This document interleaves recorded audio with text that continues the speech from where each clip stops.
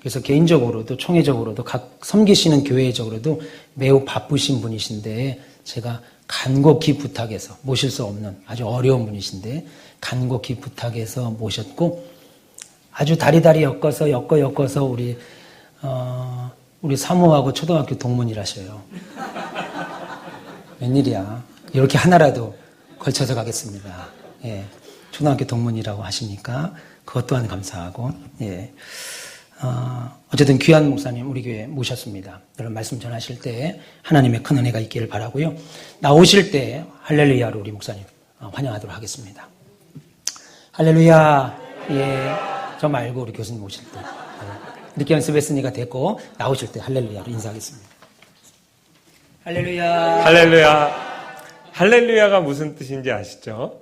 예, 우리 하나님을 찬양하는 우리 성도의 마음을 또 찬양으로 이렇게 단어로 이렇게 표현한 겁니다. 최경선 목사님 이렇게 뵈니까 저는 저희 아버지 생각이 납니다. 제가 초등학교 6학년 때 교회를 개척하셨어요. 늦게 이제 부름을 받고 신학 공부를 하시고 1학년 때 교회 개척을 하셨는데 여러 면에서 이렇게 저희 아버지 생각이 납니다. 너무 비슷한 것 같아요. 열심히 전도하고 또 정열적이고 제가 최경선 목사님 야전사령관 같다 그랬는데 여러분도 그렇게 느끼시죠? 주변에 이렇게 목사님 계시면 굉장히 뜨거워지고 또 힘이 나고 그런 것 같습니다. 또 사모님이 제 6년 후배입니다. 오늘 따지면서 보니까 얼마나 반가운지 모르겠어요. 종교개혁 주일이 1년에 한 번 있죠. 그리고 제가 학교에서 종교개혁사를 가르치고 있습니다. 한 학기 내내 종교개혁사를 가지고 공부하는데요. 오늘 이 짧은 한 시간에 종교개혁사의 그 정수를 여러분께 좀 전달해야 되겠다라는 큰 이제 포부를 가지고 왔습니다. 첫 화면을 한번 연결해 주시겠어요?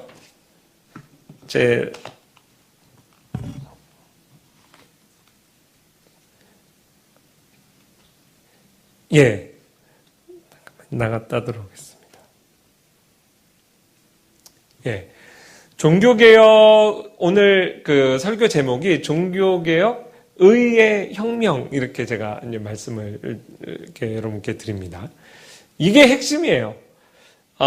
종교개혁을 한마디로 정의하면, 의의 개혁입니다. 다시 제가, 예, 이렇게 돼야 맞습니다. 보통 우리가 역사에서 혁명이라고 하면 우리의 상식이 바뀌는 것을 의미합니다. 예를 들면 코페르니쿠스 혁명, 지구가 태양 주변을 돈다는 거죠. 그 전까지는 태양이 이제 지구를 돈다 이렇게 생각을 했는데 사실 과학적으로 관찰을 해보니까 지구가 이렇게 도는 것이 이제 맞다 이렇게 발견을 했고, 그것이 과학자들 일부만이 공유하는 지식이 아니라 시장에서 고등어를 파는 아주머니부터 우리 유치원 학생들부터 그거를 다 이해하고 아는 그런 어떤 상식이 바뀔 때 보통 역사에서는 이제 혁명이라고 합니다. 그에 이제 기초해서 제가 이제 상식에 해당하는 이제 퀴즈를 하나 이제 준비를 했습니다. 예, 이게 제 지금 발표자 보기로 자꾸 변환이 되는데, 이렇게 되면 됐습니다. 이 수준이 상식이기 때문에 여러분이 이제 깊이 생각하시면 안 됩니다. 한번 이 문제에 한번 답을 해보시기 바라요. 여러분, 죄인에게 제일 먼저 필요한 것은 하나님의 사죄하는 은총, 은혜겠습니까? 아니면 하나님의 공의로운 의, 이글이글 타는 그 의겠습니까? 예? 은혜겠죠. 죄인에게 먼저 필요한 것은 이제 하나님의 자비로운 그 은혜 아니겠습니까? 근데 이제 이렇게 우리가 상식적으로 생각을 하고 가는데, 여러분께 자꾸 답을 미리 보여드리려고 이렇게 이제 되는 것 같아요. 예, 젠더를 좀 바꿔보겠습니다.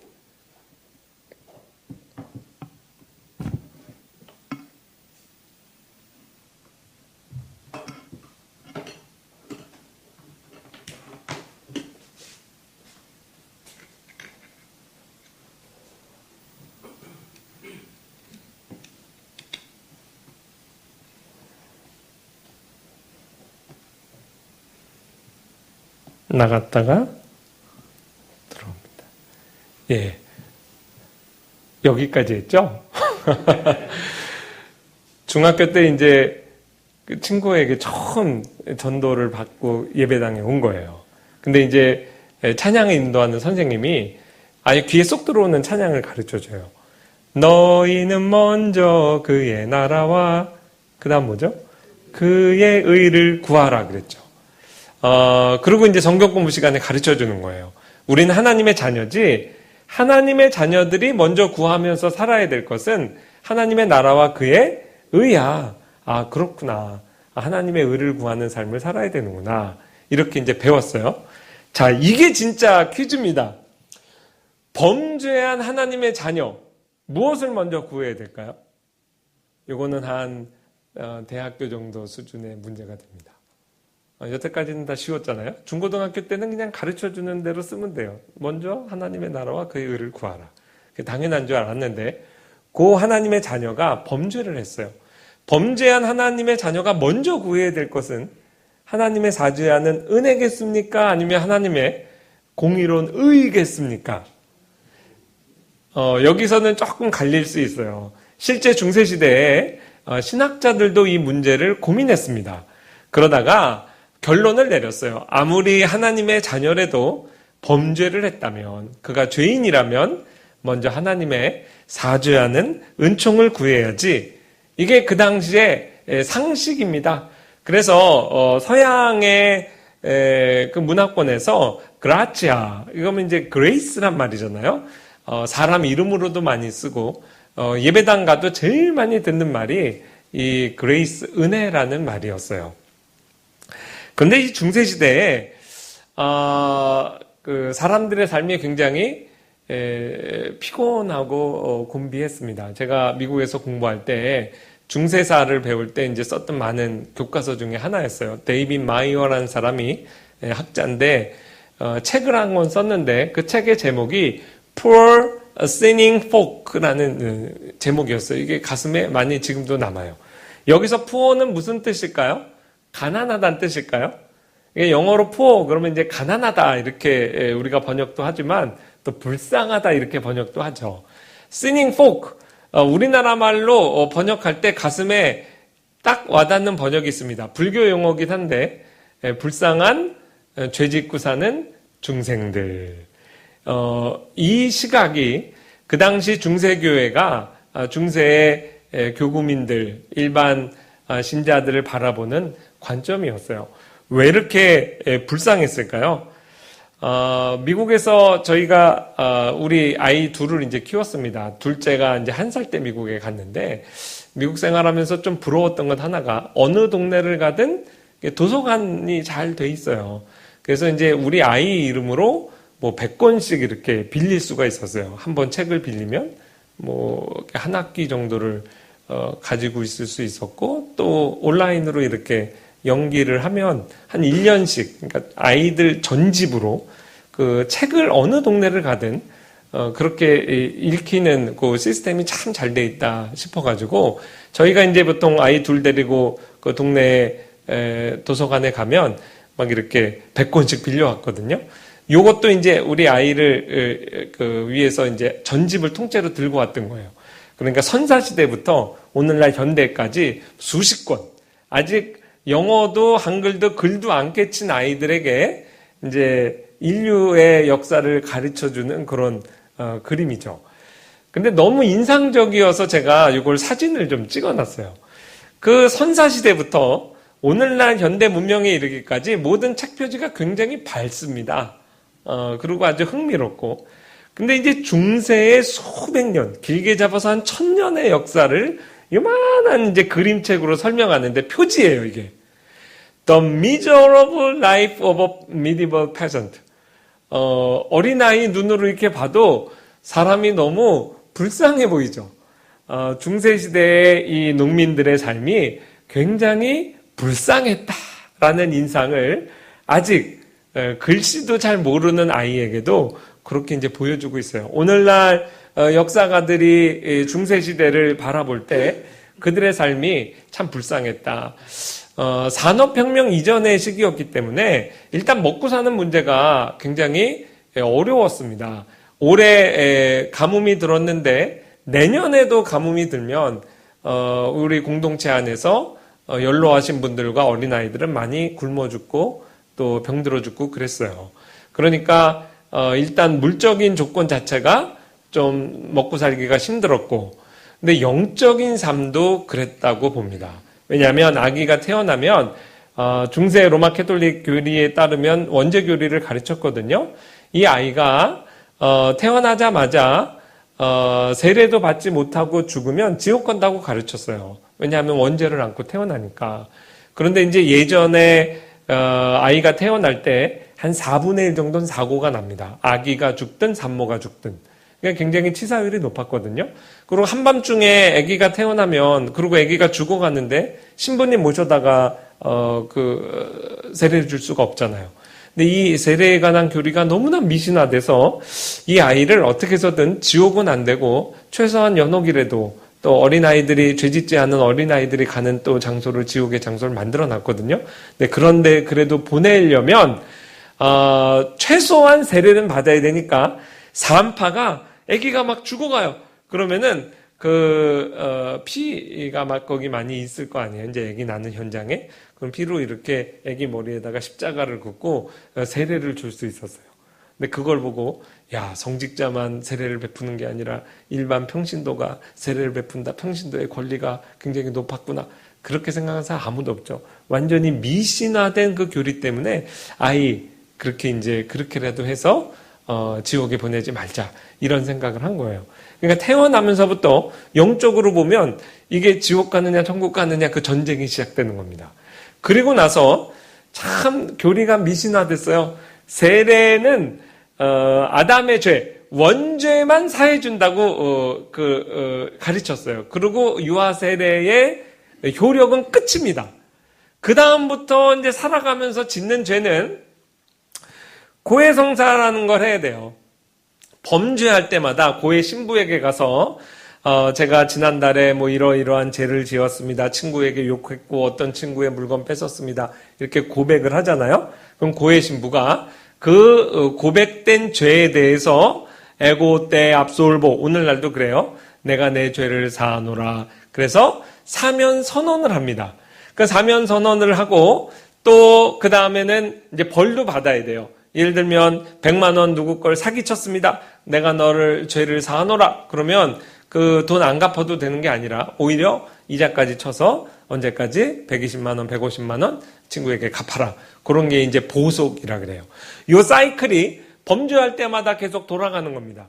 근데 여러분, 실제 중세시대에 뭐 프랑스 12, 13세기에 살았던 사람들이 얼마나 자주 고해했을까? 거의 안 하고 1년에 한 번 정도 했어요. 그래서 이제 적어도 1년에 한 4차례는 해야 된다, 이렇게 교회가 권면도 하고 그랬습니다. 게다가 오늘날 로마 캐톨릭의 고해 부스 가면 방음장치도 돼 있는데, 옛날에는 이제 고해 신부가 이렇게 우리 동네에 오면은 이런 이제 오픈된 공간에서 줄 서가지고 한 거예요.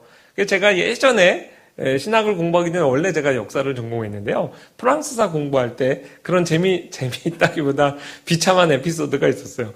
신심이 깊은 어떤 남자가 동네에 이렇게 고해신부가 와서 고해신부 하는데 제가 사실 옆집 누구 영희 엄마랑 바람을 폈습니다. 근데 그 얘기가 동네 사람들 줄 서 있는데 저기 바람 폈대. 그래서 고해를 하다 말고 아내가 와가지고 끌고 가서 막 부부싸움하고 그런 에피소드가 있을 정도로 뭐 그렇게 이제 이게 여건이 그렇게 진실하게 자기의 죄를 다 고백하는, 또 1년 동안 지은 죄를 어떻게 다 고백을 하겠어요. 불완전하죠. 불완전한 상태로 사람이 죽게 됩니다. 그렇게 되면 미처 고해를 잘 못했던 죄, 또 고해를 했더라도 벌을 내렸는데 그 벌을 다 수행하지 못한 것, 이런 것들 때문에 바로 천국 가는 사람은 거의 아무도 없습니다. 100명 중에 99.9%는 다 죽고 바로 천국 못 가고 연옥이라는 데를 가요. 그 연옥은 사실 지옥의 제일 꼭대기층이에요. 그러니까 사실 소속이 이 지옥이라고, 뭐 지옥구, 연옥동 이 정도 됩니다. 그 연옥에 들어가서 그 불덩이 속에서 자기의 고해 못한 죄를 다 씻어야 되죠. 그 다음에 벌을 다 수행하지 못한 것 다 해야 돼요.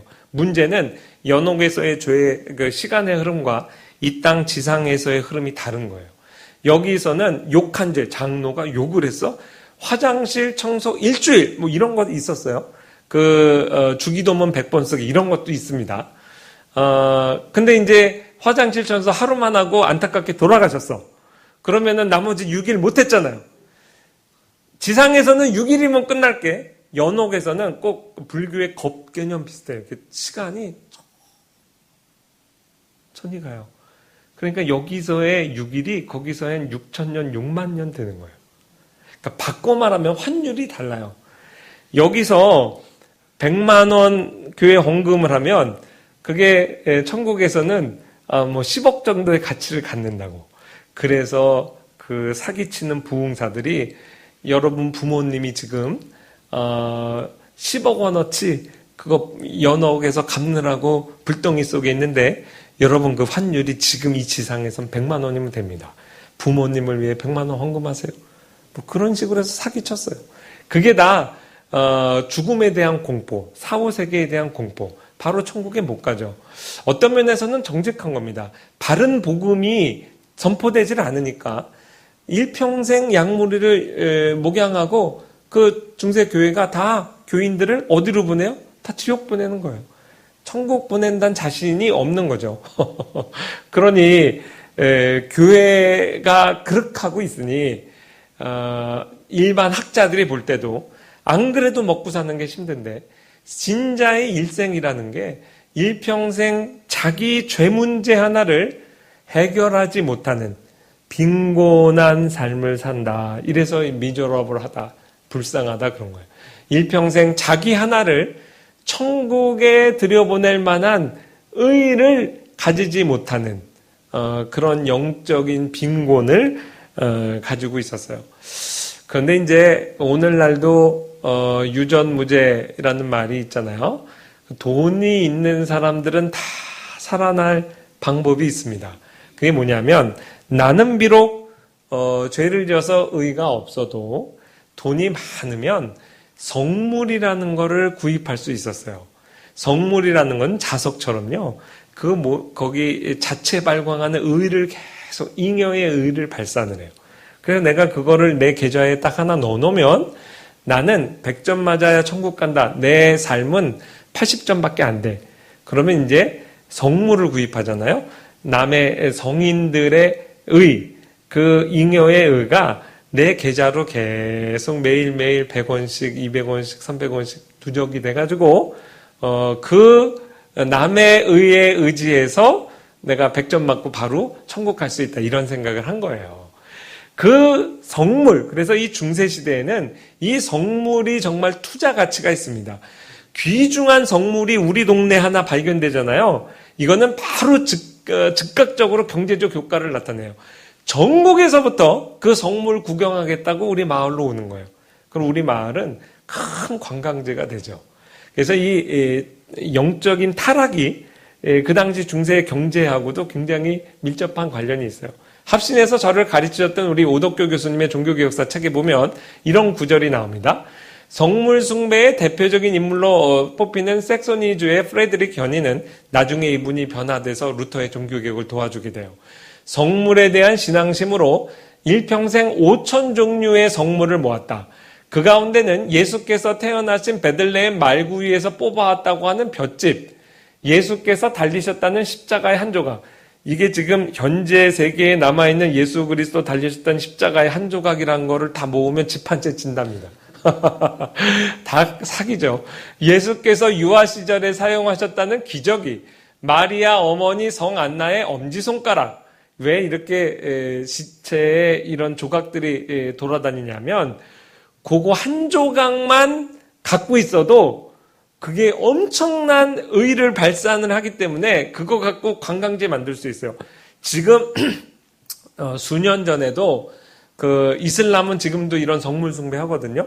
유명한 자기들의 종교 지도자가 죽었는데 그 콧수염을 이렇게 전시를 해놨는데 그거를 보겠다고 이슬람교도가 진짜 수없이 많이 몰려든 거예요.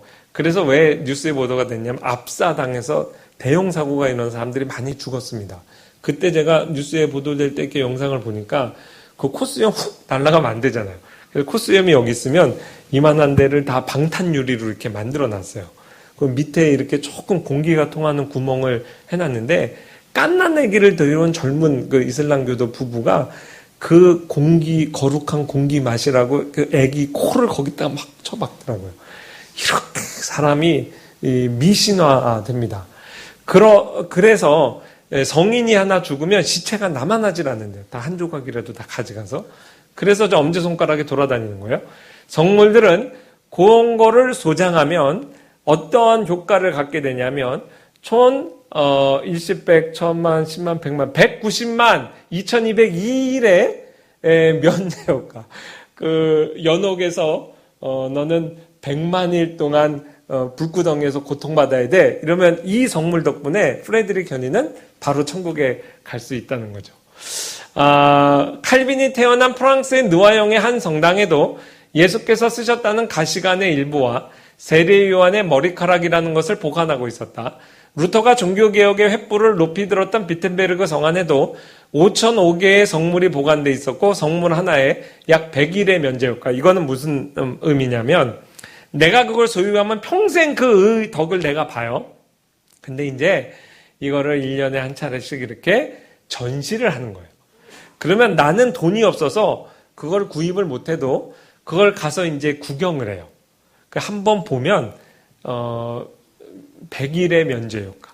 연옥에서 100일씩 감해지는 거지. 그거 공짜로 보여줄까요? 말로는 공짜로 하지만 입장료만 받아도 성물은 투자입니다. 그래서 예전에 중세시대에 한 나라 프랑스 왕, 독일 왕이 만날 때 대표적인 성물을 이렇게 서로 교환하고 선물하고 그랬어요. 막 1조 원대의 가치를 갖는 거죠. 이런 성물 숭배. 이런 게 다 미신화됐습니다. 천국 100점 맞아야 천국 간다. 우리의 의로 아무도 못 가요. 그런데 아주 뛰어난 사람들 있잖아요. 성모 마리아 같은 사람. 우리나라로는 김수환, 추기경, 이렇게 유명한 사람들이 죽으면 이분들은 101점, 102점 맞는다고요?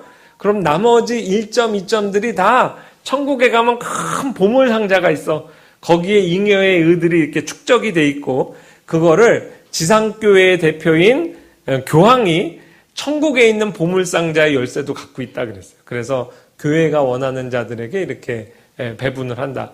이런 어떤 미신적인 생각이 중세인들의 사고를 사로잡고 있었습니다. 그래서 중세시대에 여러분이 태어났으면 내가 이 땅에서의 삶도 이렇게 비참한데 천국에 그래도 반드시 가야지. 저 세상에서라도 잘 살아야지. 그런데 가난해. 성물을 구입할 수는 없어. 그래서 갖게 되는 소원이 뭐냐면 성지순례예요. 그 중세시대의 대표적인 성지순례 4곳이 있습니다. 로마. 당연히 로마는 이제 그 베드로와 바울이 순교했고 지금 교황이 계신 곳이다. 또 하나 예수님이 활동했던 예루살렘. 또 하나는 산티아고 드 컴페스텔라. 의외로 오늘날 한국 사람들이 많이 알아요. 여기 왜 많이 알까요? 천주교 시대 아니래도. 그 연애 프로그램에 여기 이렇게 순례길 떠나는 게 이때부터 있었던 거예요. 거기엔 누가 있냐면 야고보의 유해가 있습니다. 근데 이제 저 지역이 나중에 이슬람하고 리콘케스타라고 이제 전쟁 일으키거든요. 그래서 십자군 전쟁으로 이슬람 군대를 막 물리쳤을 때요. 그게 이 야고보의 유해 그 뼈 덕분이다. 그 아주 영험하다. 그래서 이제 그쪽으로 많이 갔어요. 가만히 영국 사람들이 보니까 저 성지순례 가는 동안에 그 로마, 예루살렘, 산티아고 드 컴페스텔라 거기에만 유물이 있는 게 아니라 관광 상품이 개발되죠. 중간중간 갈 때 우리나라로 이야기하면 암자들이 많이 있습니다. 그런 암자들에 가면 나름대로 성물들 하나씩 있어요. 그럼 한번 구경하면 얼마라고요? 최소한 100일씩 면제 효과를 얻으니까 그거 축적해 가는 재미로 쫙 관광 상품들이 개발되는 거예요. 1520년대의 통계를 제가 조사해 보니까 약 18,970개 정도의 작은 암자들이 있어요. 그러니까 이제 오늘날이나 옛날이나 비슷합니다. 그래서 그렇게 가는데 관광객들 다 뺏기잖아요. 그러니까 영국 사람들이 12세기에 하나 만들었어요. 우리도 성지 하나 있다. 여기로 와라. 1170년경에 베켓 주교라고 자기 원래 불알 친구였는데 헨리 2세가 왕이 되고 교권하고 막 정치 왕하고 싸우다가 순교당하거든요. 그 베켓 주교의 순교를 기념해서 거기에 이제 캔터베리에 가면 거기서도 이제 내 죄 다 연옥에서의 지낼 지옥에서의 날들을 다 감면받는다. 그래서 대표적 4개의 성지가 생기게 된 거예요. 그 중에서 저기 갈 때 오늘날은 이제 여행이 단순하지만 다 걸어서 다니잖아요. 유명해요. 그 비아 프렌치제나라고 지금도 걸어서 가는 이제 수도하는 사람들이 있을 정도예요. 그 길이 990년에 캔터베리 대주교로 시게릭 더 세리어스라는 사람이 이제 임명을 받게 돼요. 그 사람 얼마나 사람이 진지한지 진지한 시게릭이라는 이름을 가졌어요. 아주 진지한 사람이야. 그 사람이 캔터베리 대주교가 되면 교황을 가서 아련하고 와야 되거든요. 자기가 그때부터 걸어서 도보에 건너서 이탈리아 로마까지 가는 이 저널을 다 썼습니다. 그게 지금 그대로 남아있어요. 그래서 그 사람의 길을 따라서 가는 게 오늘날도 이제 순례의 길이 돼요. 기록에 따르면 뭐 1600km 정도다, 거의 1900이다, 이게 이제 왔다 갔다 하는데 20km, 하루에 20km씩 걸었습니다. 그래서 79일 만에 로마에 이제 도착을 했어요. 그 길이 오늘날도 이제 남아있기도 해요. 도대체 이러한 미신은 왜 생기게 되었을까? 신자라고 하지만 이들은 일평생 살면서 성경을 한번 읽지 못하고 죽는 인생들이었기 때문에 그래요. 그 보름스 2014년에 제가 가서 이제 찍어온 사진인데 그 보름스 광장에 가면 루터의 동상이 있고 루터 아래 4명이 이렇게 쭈그려 앉아 있어요. 그 사람들이 루터가 등장하기 이전에 교회 개혁, 이러한 어두운 중세의 교회를 하나님의 말씀으로 개혁해야 되겠다라고 주장했던 사람들, 나라별로 이렇게 해서 한 명씩 뽑아가지고 대표적으로 4명을 이렇게 앉혀놨어요. 이탈리아의 사브날라는 빼고 그 다음부터 말씀을 드리면 피터 왈도라고 하는 사람은 원래 프랑스 리옹의 큰 삼성과 뭐 LG가 이런 회장이었어요. 이렇게 거부여가지고 성경을 소유할 수 있었어. 그러니까 자기가 성경을 소유하고 그걸 번역해서 보니까 로마 캐톨릭의 이 모든 교리들이 성경에 없는 거예요. 그래서 열심히 사람들을 그걸 계몽시키고 성경을 보급하는 삶을 살다가 로마 캐톨릭에 의해서 정죄당하고 이 피터 왈도의 그 설교 운동에 동참했던 수많은 사람들이 엄청나게 박해를 당하고 화형당하고 그럽니다. 피에몽트라는 지역에서는 한 지역에서만 2만 명이 순교했다는 기록이 있을 정도예요. 그러니까 벌써 13세기에도 이 성경을 가지고 교회를 좀 개혁하자라는 운동이 이렇게 있었어요. 기가 막힌 건 뭐냐면 말렌시아 공의회 때 그래서 이 피터 왈도가 성경을 일반인들이 읽을 수 있는 언어로 번역했거든요. 그렇게 하나님의 거룩한 말씀을 함부로 번역하여 그거를 배포하거나 읽거나 가지고 있는 사람 화형시키기로 했어요. 교회가 크리스찬이 성경을 읽는다고 이단으로 정죄하는 그런 시기가 있었습니다. 영국의 옥스퍼드의 큰 학자죠. 위클리프라는 사람도 모든 사람이 각자 자기의 말로 성경을 읽을 수 있어야 된다. 위클리프 선교단체가 오늘날까지 있죠. 그래서 자기가 그 당시 중세인들이 가지고 있었던 라틴어 성경, 일반인들은 이해를 못했어요. 그 라틴어를 영어로 옮겼다고. 영어를 옮긴 이 죄 때문에 죽은 다음에 부관 참시당합니다. 무덤을 다 파헤쳐가지고 성경을 그렇게 못 읽겠어요. 왜냐하면 성경 읽으면 그 로마 캐톨릭의 미신적인 비성경적인 이 체계가 완전히 무너지기 때문에 자기들을 위협한다고 생각한 거예요. 그러니까 위클리프와 그의 제자들, 롤라드 운동, 수많은 사람들이 그 쪽복음을 들고 가가오 방문전도 했는데 이들 많이 화형을 당했습니다. 그래서 이게 위클리프고요. 위클리프의 영향을 받은 얀 후스라는 사람이 위클리프의 성경과 그의 가르침을 받고 보헤미아로 돌아가서 종교개혁하다가 역시 화형당했죠. 다 성경을 읽고 그 안에서 진리를 발견해서 전도하다가 이렇게 박해를 받은 거예요. 그게 미신의 원인입니다. 여러분, 저 부적은요, 실제 현재 팔고 있는 부적이에요. 근데 원래 부적은 그걸 보고 이게 무슨 부적인지 알 수 없어야 정상인데, 부적을 좀 아시는 분들은 이거 보면 무슨 종류 부적인 거 아마 아실 수 있어요. 맞춰보세요. 힌트 드릴까요? 20, 30대 젊은이들이 굉장히 잘 산대요. 요즘은 부적이 얼마나 사기 쉬우냐면 이런 거 가르쳐 드려도 되나? 온라인으로 구매를 해요. 그리고 컬러 프린트아웃 하면 돼요. 그러면 실제 무당이 써주는 거랑 똑같은 효험을 갖는데요. 이게 벌써 제가 옛날에 사지 않았어요. 전 캡처를 했지. 한데 그 당시 돈 3만 원 정도 하더라고요. 그러니까 이제 젊은이들이 좋아하고 나이 많으신 아주머니들이 많이 사간대요.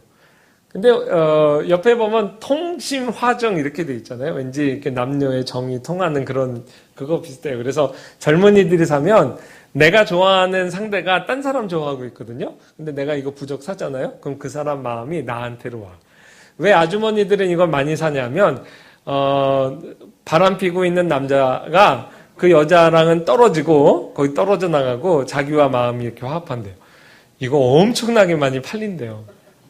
근데 여러분, 그 부적을 사가지고 그걸 옥편을 보면서 해석하는 사람이 있습니까? 해석도 안 되겠지만 부적이라고 하는 거는 내가 돈을 주고 사고 그 효험만 보면 돼요. 그러니까 어떤 부적에 대한 이해 뭐 이런 거는 뭐 전혀 상관이 없습니다. 우리가 무당을 찾아가고 부채도사 찾아가는 것도 마찬가지죠. 복채를 내고 그래서 A라는 사람하고 결혼해. B라는 사람하고 해. A라는 학교가 B라는 학교를 가. A라는 회사 투자할까? B라는 회사 투자할까? 그리고 그 무당 말 듣고 투자했더니 잘 됐어. 그럼 거기 용하네. 요게 이제 이런 전형적인 미신의 메커니즘이 되죠. 중세시대에도 그런 생각을 했어요. 여러분 감기 들려서 약방에 가서 이제 약 사 먹을 때 그 약의 구성 성분을 이렇게 자세히 보는 사람 아마 별로 없을 거예요. 약사분들은 알겠죠. 요거 이렇게 보니까 첨가제도 있고 밀리리터 물약이네. 근데 보니까 감기약 어린애들이 먹는 감기약이네. 이 정도 알면 정말 대단한 전문가죠. 여러분 눈에도 안 보이는 글씨 이렇게 성분이 뭐지? 이런 거 보는 사람 거의 없잖아요. 그 중세시대가 거룩한 하나님의 성찬을 하면서 복음에 대한 이해 그거 안 해도 돼. 그냥 교회가 믿는 믿음으로 너희는 다 구원받을 수 있어. 이게 예수님의 살이거든? 이거 먹어! 그럼 그거 딱 먹으면 마치 감기약 먹었을 때 감기약에 대한 우리가 아무런 지식이 없어도 그 효과를 보는 것처럼 성경에 대한 지식이 아무것도 없어도 그냥 예수님의 살 먹으면 그게 내 영혼의 죄도 치료해주고 어떤 때 재수 좋으면은 이렇게 몸의 병도 나. 이게 이제 중세교회의 가르침이었죠. 그러니까 신앙생활을 하고 교회를 다닌다고 하지만 성경책도 안 읽고 복음의 내용이 무엇인지 이런 지식적인 하나님의 진리 말씀에 대한 지식이 전무한 거예요. 그리고 그것이 교회 안에서 정당화돼요. 오히려 그런 교인을 무식하게 만들어놔야 잘 말을 들으니까. 이러한 상태에 마틴 루터가 원래는 똑똑한 사람입니다. 똑똑한 사람이 원래 법을 전공했거든요. 가만히 있어도 이제 법과대 교수를 할 수 있는 사람이 구원의 문제 정말 열심히 교회에서 가르치는 거 다 해봤어요. 근데 마음의 사죄의 확신, 내가 구원받았다는 확신을 누릴 수가 없었어. 그래가지고 이제 수도회를 이제 들어가게 됐어요. 뇌우 맞아가 스토트하임에서 뇌우를 맞아가지고 이렇게 자기가 맞은 게 옆에 떨어졌는데 죽음의 공포를 느껴서 저를 살려주시면 수도승이 되겠습니다. 뭐 이렇게 이제 얘기했던 일화가 유명하죠. 사실은 이제 이미 수도승이 되기로 하고 나 수도승 될 사람인데 나 고신에 합신에 들어갈 사람인데 왜 하나님 날 지금 죽여요? 뭐 이런 이제 뉘앙스로 했다고 하는 게 요즘에 이제 대세 해석입니다. 근데 이 똑똑한 사람이 들어와가지고 고해 성사를 얼마나 열심히 하는지 하루에 매일같이 했다 그래요. 하루에 2시간씩.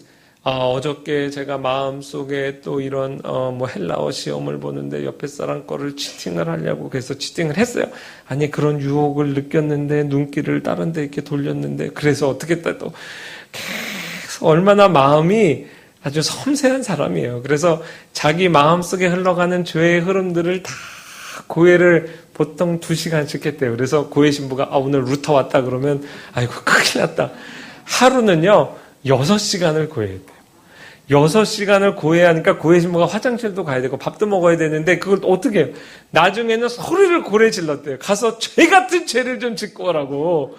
그래가지고 쫓겨났어요. 쫓겨나서 집에 왔는데 그날 저널에 남기기를 루터가 6시간을 고해했는데도 지난 한 주간 며칠 전에 죄를 진 거를 고해했는데도 자기 기억에서 빠져나간 죄가 있었다 싶을 정도로. 그러니까 교회에서 가르치는 가르침대로 했는데 마음에 평화가 없는 거야. 사죄의 확신, 구원의 확신이 없는 거예요. 이런 사람들에게 특효약이 뭐냐면 로마로 성지순례 보내는 겁니다. 로마 제일 거룩한 성지잖아요. 거기 가면 웬만한 죄가 다 해결돼. 그래서 이제 아우구스티누스파 그 수도에서 루터를 원래 안 가도 되는데 일부러 로마 출장을 보냈어요. 죄 좀 가는 동안 우리가 좀 편히 살자. 1510년에 로마를 갑니다. 근데 가가지고 정말 기대를 안고 갔어요. 거룩한 도시에 가면 내 영적인 문제가 해결되겠지? 근데 저 영화의 한 장면이거든요. 가서 더 충격을 받아요. 로마가 지금도 도둑놈이 많지만 거기 얼마나 소매치기 범 도둑놈들이 많은지 몰라요. 관광객이 많아서 그런가 봐요. 저도 이제 로마에 갔다가 하여튼간에 많은 에피소드들 좀 알게 됐어요. 근데 이제 그 당시 루터가 말하기를 어느 정도 교회가 타락했냐면 거기 매음굴이 있는데 성직자 전용 매음굴이 있었대요. 여러분 오늘날 아무리 한국교회가 타락했다고 그래도 어느 촌에 갔더니 장로 할인 이런 거 정도 노골적으로 못 봤잖아요. 근데 그 당시 교회가 그렇게 타락을 했어요.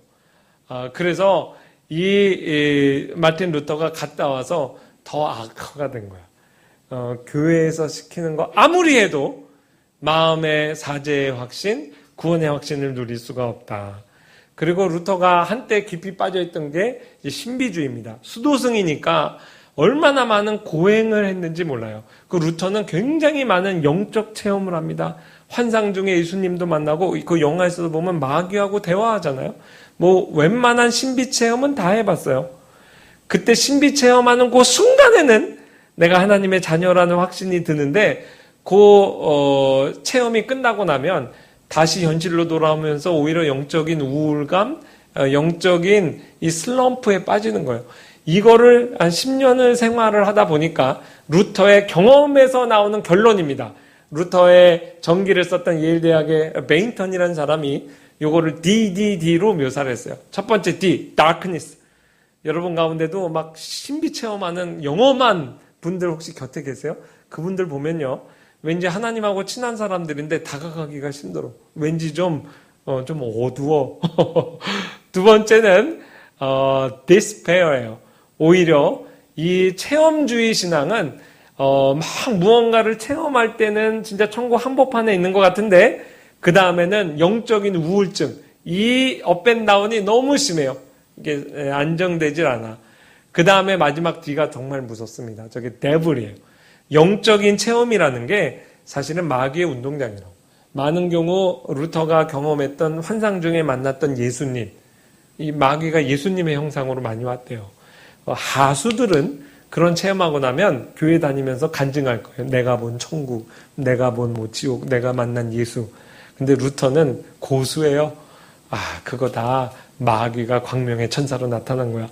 이런 거를 결국 다 경험하면서 루터가 한 말, 결국은 다 겪어봤더니 다 진리가 아니더라.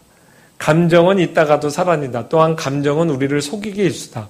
하나님의 말씀이야말로 확실한 보증이다. 말씀 위에는 아무것도 믿을 가치가 없다. 이 마틴 루터를 말씀으로 인도한 게 이제 그의 멘토인 스타우피츠라는 사람인데요. 그 당시 프레드릭 현인이라는 사람은 이제 일종의 오늘날 왕과 같은 존재예요. 자기 영지에 하버드, 예일 같은 큰 명문 대학을 하나 만들자 해서 비텐베르그 대학을 새로 만들었어요.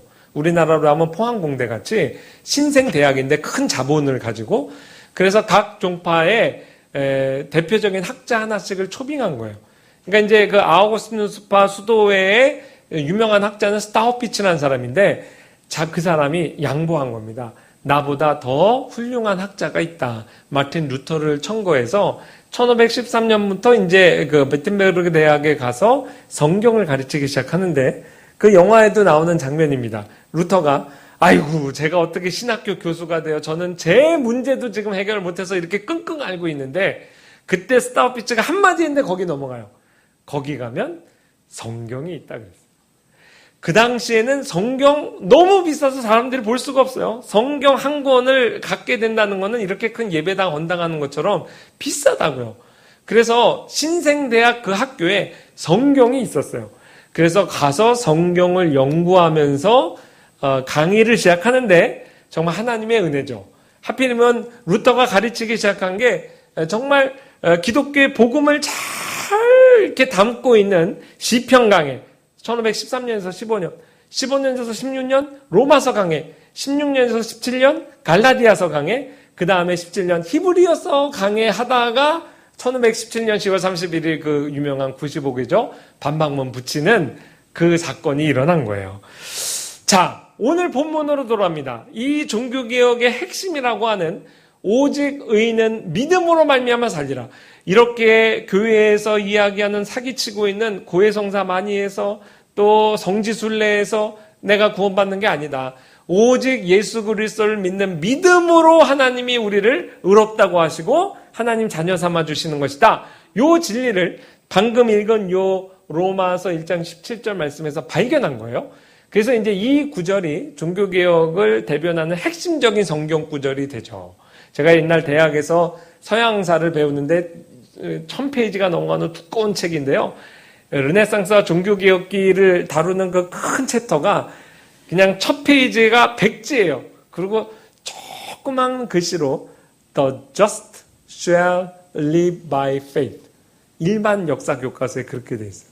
이 로마서 1장 17절에 오직 의인은 믿음으로 말미암아 살리라가 혁명을 일으켜서 종교와 지성계의 혁명을 일으켜서 한 세기를 변화시켰다라는 의미죠. 그거 그냥 이렇게 보는데 가슴이 뭉클하더라고요. 그런데 오직 의인은 믿음으로 말미암아 살리라보다 시발점이 된 건 그 앞부분입니다. 복음에는 하나님의 의가 나타나서 루터가 고민했어요. 아니 복음이라는 건 굿뉴스잖아요. 좋은 일인데 이 하나님의 어마무시한 의를 만족시키기 위해서 우리의 의가 결핍되어 있기 때문에 그거를 일평생 콜렉트하는 모으는 불쌍한 인생을 사는 우리를 비참하게 만드는 하나님의 이글이글 타는 그 심판하는 의라는 무시무시한 단어가 어떻게 복음이라는 단어와 한 문장에 있을 수 있을까? 요게 루터를 이렇게 궁금하게 한 거예요. 근데 자기가 로마서 강의하기 전에 시편 강의했다고 그랬죠. 시편에 보면요. 이런 표현이 있어요. 여호와여 내가 주께 피하오니 나를 영원히 부끄럽게 하지 마시고 주의 공의로 나를 건지소서. 여러분 이상하지 않아요? 보통 나를 건지세요. 나를 용서해 주세요 할 때는 주의 은혜로 나를 용서해 주세요. 건지세요. 이렇게 해야 될 것 같은데 주의 의로 나를 건지소서. 이상하다. 요거를 필사자가 실수했나? 아니에요. 이런 표현이 많이 나와요. 시편 71편 2절에도 주의 의로 나를 건지시며 이상하다. 왜 주의 은혜로 나를 건지시고 주의 은혜로 나를 용서하시고 이래야 될 것 같은데 다윗이 주의 의로 나를 건져달라고 할까? 그래서 요 하나님의 의에 대한 성경이 가르치는 진리를 깨달은 것이 종교개혁의 시발점이 되는 거예요. 자, 원자폭탄이든 수소폭탄이든 핵융합이든 핵분열이든 그 어마어마한 폭탄이 터질 때도 제일 최초의 핵분열, 핵융합의 현장은 전자현미경 단계에서 보이죠. 그게 순식간에 뻥 터지는 거 아니겠어요? 지금 그 현장으로 여러분을 안내합니다. 루터가 이 종교개혁의 폭탄을 터뜨리는 그 뇌관, 그 역할하는 그 현장, 제가 한번 읽어드릴게요. 도대체 어디에서 폭탄이 터지나 보세요. 저는 로마서 속의 사도 바울을 이해하고자 하는 열정에 의해 사로잡혀 있었습니다. 저에게는 한 가지 장애물이 있었습니다. 바로 로마서 1장 17절, 복음에는 하나님의 의가 나타나서이는 하나님의 의라는 단어였습니다. 당시 저는 하나님의 의라는 단어를 매우 싫어했습니다. 전통적 가르침에 따르면 이 하나님의 의는 불의한 죄인을 처벌하는 의이기 때문이었습니다. 저는 비록 흠없는 수도사였으나 그럼에도 언제나 하나님 앞에서 죄인이라는 생각에 사로잡혀 극심한 내면의 고통에 시달리고 있었습니다.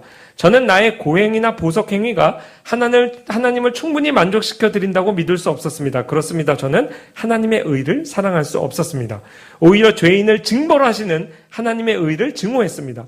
그리고 마음 깊은 곳에서부터 은밀하게 그분께 분노하고 있었습니다. 밤낮으로 본문의 의미를 묵상하는 가운데 마침내 저는 하나님의 은혜로 하나님의 의가 어떤 맥락에서 기록되었는지를 발견하게 되었습니다. 즉 믿음으로 믿음에 이르게 하나니 기록된 바 오직 의인은 믿음으로 말미암아 살리라. 바로 여기서 하나님의 의가 하나님의 선물임을 깨닫게 되었습니다.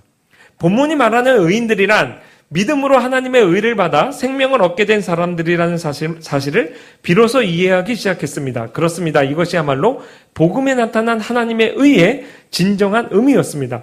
즉 이것은 은혜로운 하나님께서 우리에게 값없이 선물로 베푸시고 이 하나님의 의를 믿음으로 받는 우리를 의롭다 칭해 주시는 칭의의 의인 것입니다. 오직 의인은 믿음으로 말미암아 살리라라는 말씀은 바로 이 진리를 증거하는 것입니다. 이 말씀 앞에서 저는 완전히 다시 태어났다고 느꼈습니다. 또한 제 앞에 활짝 열린 문을 통해 천국에 들어가는 느낌을 얻었습니다. 이를 통해 성경 전체가 완전히 다른 모습으로 제게 다가왔습니다. 이제 저는 하나님의 의를 미움이 아닌 사랑의 감정을 가지고 가장 달콤한 하나님의 말씀으로 찬양할 수 있게 되었습니다. 무슨 말씀인지 이해하시겠어요? 하나님의 의라는 것이 여태까지는 상식이죠. 죄인을 처벌하는 하나님의 공의예요. 그런데 이 하나님의 의가 복음에 나타났다는 것은 복음 안에서 이 하나님의 의가 예수 그리스도를 믿는 신자에게 거저 값없이 내 계정 안으로 들어온 내 재산이 되는 겁니다. 비유컨대 마이너스 통장을 메꾸는 삶이 중세인들의 삶이었어요. 마이너스를 메꿔야 너 천국 간다. 내 의로 어떻게 그걸 메꾸나군요. 이게 뭐 마이너스 1,000만 원, 마이너스 뭐 1억 통장 정도면 일평생 해보겠는데 마이너스 100억 통장. 내 월급 일평생 다 갖다 부어도 못 갚는 거예요. 그러니까 미저러블하죠. 불쌍한 인생이죠. 그런데 복음 안에서 하나님께서 하나님의 의를 사람의 의가 아니에요. 100억, 200억 가치가 아니라 정말 갚을 수 없는, 헤아릴 수 없는 엄청난 가치를 갖다 하나님의 의를 우리에게 값없이 부어주신 거예요. 그게 그러니까 선물입니다. 그래서 이게 영적 세계의 산업혁명이라고 제가 이렇게 말씀드릴 수 있겠어요. 아버지가 너무 큰 거부예요. 뭐 삼성가의 회장이에요. 그래서 나는 어려서부터 오렌지족으로 막 살았어. 근데 아버지가 갑자기 돌아가시고 그 고문 변호사가 와요. 도련님, 아버님이 사업을 하다가 이게 다 남의 돈으로 이렇게 한 건데 돌아가시면서 도련님께 600억 정도 이렇게 빚을 물러주셨습니다. 이거 도련님이 못 갚으면 자녀 손손 이거 다 갚아야 돼요. 그때부터 정신 차리고 열심히 일을 했어요. 60, 70 은퇴할 때가 다 됐는데 한 200억 갚았어. 야, 내가 아들 며느리 손주한테 400억을 물려주겠구나. 얼마나 마음이 우울하겠냐고. 근데 나이 90이 다 된 그 고문 변호사가 도련님 절 죽여주세요. 무슨 말이에요? 아이 그 600억이 제가 착각을 했어요. 잘못 알고 보니 유산이었네요. 그러면 기쁘다기보다는 너무 허망할 거예요. 내 여태까지 인생이 내가 이게 도둑 맞은 거 아니에요? 루터가 볼 때 이 똑같은 일이 벌어진 거예요. 하나님이 복음에 하나님의 의를 우리에게 값없이 선물로 줬는데 그게 세상의 교인들에게 교회가 사기친 거지. 이게 너희가 갚아야 되는 의야. 그래서 교인들이 다 우울한 인생을 살도록 수백 년을 그렇게 살아온 겁니다. 하나님의 의는 결국 예수 그리스도 자신이세요. 왜냐하면 예수는 우리가 범죄한 것 때문에 내줌이 되고 또한 우리를 의롭다 하시기 위해 살아나셨느니라. 예수 그리스도가 복음 안에 계시된 하나님의 의입니다. 예수를 믿는 자에게 여러분 계정에 예수 그리스도의 의가 다 입금이 된 거예요. 마이너스 통장을 메꾸는 정도가 아니에요. 그 이후에 우리의 삶은 정말 소자에게 물 한 그릇 떠줘도 다 플러스로 남는 인생이 됐습니다. 진정한 선행이 가능하게 됐죠. 그래서 너희는 먼저 그의 나라와 그의 의를 구하라가 왜 하나님의 자녀에게 예수님이 이걸 하나님의 자녀들에게 주신 말씀이거든요. 하나님의 자녀들이 다 죄짓고 사는 거 예수님이 알아요. 그거 알면서도 너희는 먼저 그의 나라와 그의 의를 구하라 그랬어요. 왜 그랬을까요? 단순합니다. 내가 100억 빚진 자에게 탕감해 주는 것도 은혜지만 이 칭의론의 모델은 100억을 줘서 그걸 갚게 하는 거예요. 아니요. 200억을 줘서 100억 갚고 100억 너 마음대로 먹고 살아. 빚진 자에게 필요한 게 뭡니까? 돈이 필요한 거예요. 하나님께서 빚진 죄인들에게 하나님의 의를 값없이 무상으로 무한히 부어주셨다는 거죠. 자, 처음으로 돌아갑니다. 상식. 여러분, 죄인에게 가장 먼저 필요한 건 무엇일까요? 하나님의 사지하는 은총이겠습니까? 하나님의 의겠습니까? 하나님의 의. 우리가 40-50분 지났는데 우리의 패러다임이 바뀐 거예요. 상식이 바뀐 겁니다. 이거에 토마스 쿤이 얘기했던 패러다임 시프트예요. 일종의 혁명이죠. 그래서 신자들에게는 믿음으로 그리스도와 연합하고 하나님께서 그리스도의 의를 우리에게 다 전가시켜 선물로 주시는구나. 그 그리스도의 의로 말미암아 우리는 플러스 인생을 사는구나. 진짜 소자에게 물 한 그릇 떠주는 것도 다 천국에서 상급이 되는 그러한 인생으로 하나님이 우리를 바꾸어 주셨구나.